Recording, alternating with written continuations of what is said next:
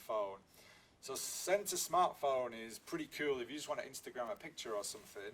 So I can literally go on my phone and I can open the app, the Play Memories app I think they call it.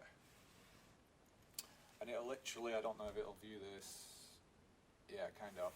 So you can see there it's just looking for cameras and stuff, and this works with my action camera too, so I can kind of control it through there.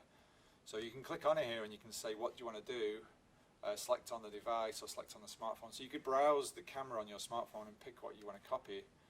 You can pick everything today, multiple images, or just this image. So there it will basically just automatically send the last image you took, and we can see on here now we have that picture. I hope you can see. And then you can view it, you can upload it. So it's really, really quick. Like to take a picture with the camera and get it on your phone to fire it to somebody. You could say, oh, look at this, here's an Instagram, whichever you want. Okay, send to computer. So you can register, you can launch the software also on any PC on a network, and you can just send straight to that PC as well. So you can open, I think it's called the same Play Memories on the PC. It's something when you plug your camera in, it'll always open automatically and you can drag your pictures off, or you can update your devices. Well, that same software, you can link it over the Wi-Fi and you can just do what we did then. Okay, if you on TV, if you have any devices that you can, like if your TV is able to connect from devices wirelessly, and you can just browse through your pictures on that TV.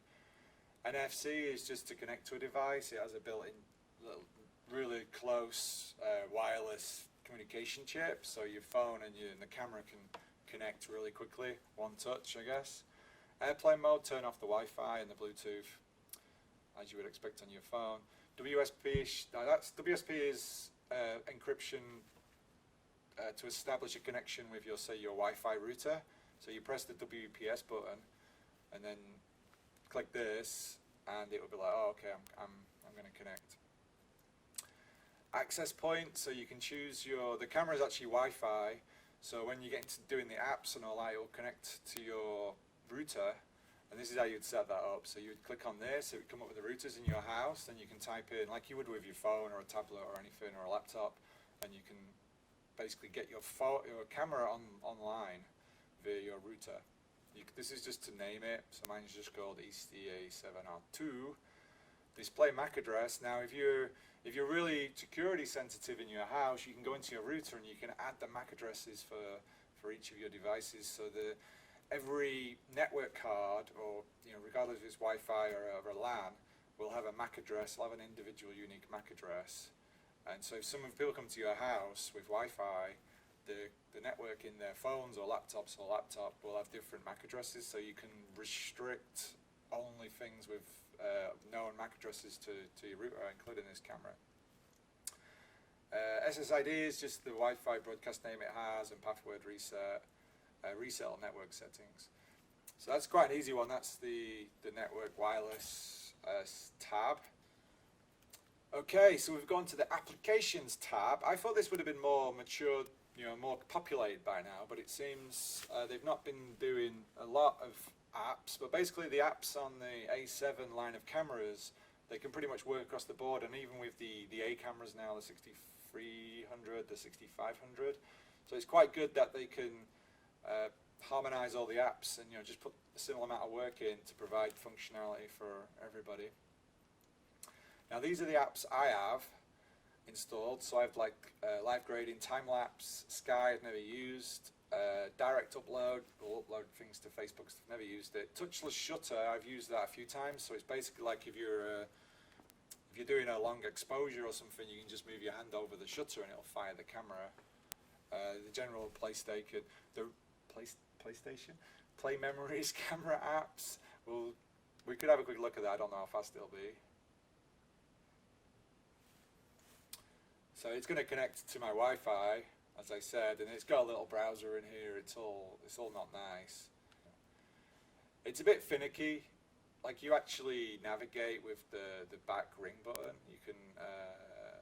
I really don't know if there's any new apps on here, but you can see it's browsing quite fast. Oh, there is some new apps. So light painting, stop motion. I mean, I could be interested in the stop motion. I have done that once or twice. Smooth reflection, don't really know much about. And you could probably go on YouTube and you could find little videos on these. People have used them. My best portrait, I don't know. And you can use your mouse, but it's kind of really finicky. Like I'm trying to scroll down, but the menu keeps jumping back to the left, like that. So bracket pros for things like HDR, lens compensation tools, multi-key, multilingual. A lot of these are free as well. So they've put them on there, and you don't have to buy them. A lot of them you can see they are. One of my irks with the camera was this camera's super expensive. They should have give people who bought the cameras this expensive. I mean, they could have done this system, but give us free codes. It's not a lot of money to buy these apps, and certainly worth it, especially with like the time-lapse one. It just seems weird they spend thousands on a camera and then they ask you to go and do that. So what happens is you buy the app. You can buy the app online as well on the store. It's a lot easier to do that, a lot less finicky. And then you can come in there and you can install it. So you can go in application management and you can install, remove, and everything you can do with like your program and features tool in Windows, I guess, a similar thing. So apps is quite simple. Now the penultimate tab, we're getting there, is all to do with viewing things on the camera. So any of the data, the movies, and it's like how you view them, also deleting them, different modes. So delete is obvious. View mode is basically, it will filter by which things you have on there. So like with just still pictures. So you can go in there and you can see I've got several folders. So we can go through there and we can just look, and we can browse through my folders and just look at individual pictures. And on there you can kind of press the zoom button and you can zoom in on those pictures and browse around. So this is all on screen, it's quite good. So we go back to clicking the menu. Image index, so it's just the index you saw there. Rather than it be 9, it'll go to 25 smaller pictures. Display rotation, so if you've done portrait or landscape, it'll do that automatically. You can do a slideshow. You can rotate a picture. So if it is kind of wrong, you can, there you go, you just press the main button and it will rotate. I don't know if it saves it like that. I'm predicting it does because it's changing the whole thing. So that could be something quickly to go through. I don't know why they would be upside down, but there you go. And you can see the pictures all the details on there. And you can go through like the histogram for all the different RGB colors, and you can see so that was taken at 8000 ISO on the 85mm Batis, in landscape. I actually had picture profile on there. Exposure was 00, and automatic white balance at what time? Christmas Eve, and pretty obvious. That's it for page 1. So page 2, enlarge image just seems weird because that's just what you would do with the back button with the magnifying glass. To protect, so you can lock it, so it won't allow you to just quickly delete it, as you would expect. And different printing modes, so you can print multiple images. I've really not printed, so you can imprint the date there on it. You can probably select the pictures there. And we're on to the final tab, which is fantastic. And so yeah, really obvious stuff here under the configuration. I'll just blast through it and maybe stop on things that are not so obvious. So you got the monitor brightness on the back, the viewfinder brightness, and then you can change the viewfinder color temp.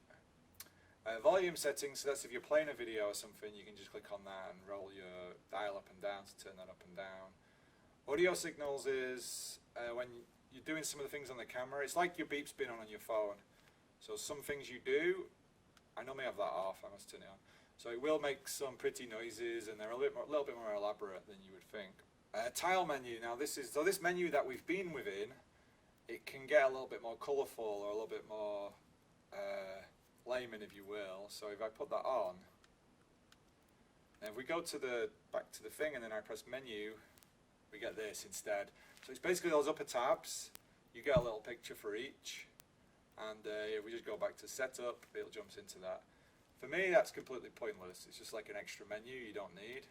So now we're back in there, we press menu, it goes straight to the menu. And what's great for that, it will stay on the page you're on. So if you're in a function that you might change,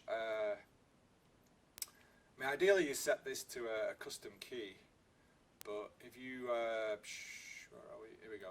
So if you want to change between APS mode and say, okay, I want to take a little picture quicker in, so you do that, you can take your picture, press menu, it goes straight back to it. Now if you have that tile menu on, it doesn't. So it's really annoying for me like that. So back to configuration, page 2.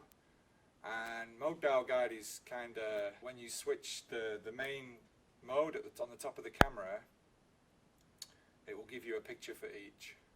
So if we have that on, if we go to S, it will say, oh, shutter priority, this is what it does. A, you know, but once you've used the camera for, you know, an hour, they become annoying, especially when you're first playing with it and you're changing a lot. So if we turn that off, we can then go and change modes, and they just changes the letter. Delete first, always a good thing for it to ask you, because you can't just press things, you know, just browsing through and do it by accident. You won't really get a second chance if you do like that. Display quality, I don't know if turning it to standard is lowers, you know, the battery usage or something. I really don't know. Power save is if you just leave it on, how long it takes to turn off. So I think a minute sounds fine. PAL, so this basically, if you're in Europe where they use PAL, or if you're in the US where they use NTSC, or Japan or something, I guess you'd set that. I'm not sure maybe, I mean, it's more than just the display, it's kind of your power, the hertz in your power supply. So you can have like flicker removal and things like that for a 60 hertz over a 50 hertz supply, so maybe it's something to do with that. Page 3, cleaning mode. So cleaning mode will basically just vibrate the camera sensor. So if there's any dust on there or anything, it maybe it will break off. So it might be good to hold the camera upside down in a clean area with the lens off, and just so it doesn't just fall into the bottom of the camera and then statically jump back on the sensor again. Demo mode lets you take you through it won't work in manual, I don't think. Nope. It lets you basically just go through all the camera, firing the camera off and all that without actually anything happening, so it won't run up your time code. So this is something a bit more professional. I don't really use it yet, even though I do use several cameras sometimes, and I think the action cam has it on too. So what you can do is, it will record, if you've got a project going using 6 different cameras at different times, it will give you the time code for all those, when you use those cameras, when that video is from. So if you're going to then go and insert footage from several different cameras, if you put them in, say, Premiere, that time code will come up. So it's really, really easy to find out when you did that video, where it maybe fits if you're doing something that's in time, you know, in a linear time like you recorded it, which a lot of the time is the common thing, because if you're telling a story, that's how things happen. You may insert things newer, but yeah. So there's a lot of settings with that. How you would like it to look, you know, you can customize that on all your cameras and get it all working the same, and different settings. But I've not played with it a lot. Wouldn't be the right person to go into it. Remote control is if you get a little infrared remote control, and you can fire the camera remotely. And you can get them for like $3 on eBay. The basic ones do work with the A7R2. I've got 2 of them. They both work, and they'll do single fire, they'll do a delay fire, and they'll also do start and stop movie. So I've got a little project coming soon where I'm using one of those to set off some being prompted by other sensors. So they'll start and stop your camera with other sensors. Pretty cool. Hdmi settings. Now I can't really touch these while I'm showing you, because this is what will cock up the display that's been recorded. So it's basically, you can set a 4K out to a video source. So you can have like one of those little mini screens, and you get super high quality for stills. But if you put on 4K, like I said much earlier, it will fail if you try and press record.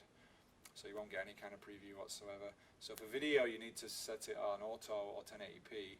Then you can set the video, what the actual camera can still be 4K what it's recording, but it can't output over HDMI on 4K while you're recording 4K. What kind of frame rate? Info display, that's what you're seeing now. So this will turn on and off. If I do it, you'll see just the video and not what's on the screen. And now I can see on my screen what's the menu while you see the video. So I can see a lot of reasons why that would be quite cool. If you've got a lot of people around and they're looking at big screens or something, they can just see the video and you can play with the settings. Timecode output, I don't really need that on, do I? Any of these you change as well, it will kind of reset, so it will go off a little bit. But yeah, so I guess that outputs the timecode real time, which could be useful as well, I guess. And then the control from the HDMI. I don't know what controls you can have. All I know about that is like with some of my HDMI devices, if I turn the projector off, it can tell the stereo that it's been turned off and the stereo will turn off, things like that. So I'm guessing it's like some kind of feedback information like that. Maybe help save power and whatnot. So configuration, page 4, USB connection. So this is like any USB device. You can limit it to a more intelligent communication for updating firmware or getting more data like that, or it can just be the mass storage device, so it'll just show an area on the SD card and it just thinks it's like a drive. So any kind of remote control software where you're linking the camera live to the computer and you can control aperture, shutter speed, all the settings like in a studio, then you need the PC remote functionality. It might be worth trying, but I think auto has worked for everything I've tried and I have done that remote control. USB Lan Settings. I think this is a compatibility thing, so if you're having compatibility issues, then you can go and change this. And I think it means, like, if you want the very basic, like access to your camera, your card, the single will work better. USB power supply. That's really, really good on this camera. Is the battery life is not amazing. You can see I'm on the second battery now, doing this. We're on 81%. Even though it is outputting video constantly, so it's not too bad, and it's got a little bit warm. So this will allow you to plug it into the wall of the camera, so it'll run forever. So you're in a studio, you can have a permanent, or you can. I use battery banks sometimes. So if I'm doing like intervals or something like that, the camera will only run for 29.59 because that's like a taxation rule that it's not a video camera. It's a camera. It's a photographic camera, not a video camera, which the tax would be higher on. So it's limited at that 30-minute wall. But for things like intervals and things like which can take a long time, I'll use sometimes like on the tripod and I'll put a battery bank onto it, and the battery banks are 10 times as big as so they'll last for hours literally. They'll outlast your card sometimes. Language is obvious, date, time, area setup. We're kind of in San Francisco area or north of there a little. Copyright info is your information, so you can set up all the details. Maybe you work for a company, Ector, and it will input that into the EXIF information. Format the memory card. File number. So this was, like, just taking pictures, it will go 01, 02, 03, and you can reset that. And you can change this will probably tell me that in a moment. So we can create new folders. These are all the folders on the camera at the moment, and I can just go and create a new one. I've still got, because I've got a 256 gig card, I've still got quite a lot of pictures on this camera that I've not taken off yet. So we can create a new one, and depending on the format you have selected, it will create a folder. So that's 111. I changed my format recently, so there you go. It defaults to that folder now. So I might say, oh, I don't want to save anything in the air, I'm still working on a different project. So if you're on holiday and you have a 256 gig card or something like that, it's quite dangerous to not back up your stuff. But if you do that, I mean, then it's great just to change the folders, like every day maybe, create a new folder, and that when you get home, if it's like a month later, that will pay dividends. Honest, rather than have them all in this one photo, just having them broken up like that in some kind of controlled way would be really cool. So yeah, here we can change the folder name. So we got date form could be quite useful. I've never tried that, so let's try that and see what it creates. The first 3 letters are like a sequential thing, so you could have several folders on one day, and then it's like the year, the last date of the 4-digit year, the 01 January and the 30th day. Okay, that's good. And the final page of the final tab, recover image database. Now this is something you'll see it do quite a lot. If you turn the camera off sometimes, when it's saving, it messes up something here or there sometimes. So when you go to do something, like if you send a picture somewhere, it will come up need to recover image database before it'll send it. So you see that quite a bit now and then. And you just press yeah. I don't know if this needs to do it, but we can see. So it'll check the database file, and yes, it says it does. And we'll not wait for that. So I could do that later. I think some of that sometimes is when you've dragged off all your images, but somewhere there's this database file. It doesn't know they've just disappeared, so it needs to update it. And a quick way would be just format the card, I guess, and it would create a new one. But if you don't do that, then another way I think is if you use the Sony software to take the pictures off the camera. Sony use a lot more than just having a folder with, you know, some thumbnail files, and they have quite an elaborate folder system. So if you first get a Sony action camera or one of these A7 cameras or the other cameras, you'll see that your pictures will be maybe differently organized, especially video. Videos get placed in very different folders depending on the encoding you use. Version is just the camera, so for some reason they call it the A7r A7 other than that, I don't know. So this is version 3 of the software, and your lenses can be updated as well. So this is the 55mm lens. Settings reset, I do not want to do. Okay, so I hope that was of use to some people. It really helps going through it like that to pull out a lot of the things that are kind of hidden, and you know, you really have to do this customization, and you really won't learn this stuff unless you play with the camera. Maybe my arm around a little bit. And off the top of my head, there's so much stuff I've been through, I don't know what else there is, but there probably is other stuff. If people know better ways to do things, please leave comments. It'd be really good to get discussion going on the camera and how better to use it and how different people use it. And if you need anything more specifically on different functions, it'd be really cool to make more videos on this. So I hope you enjoyed it, and I will see you on the next one.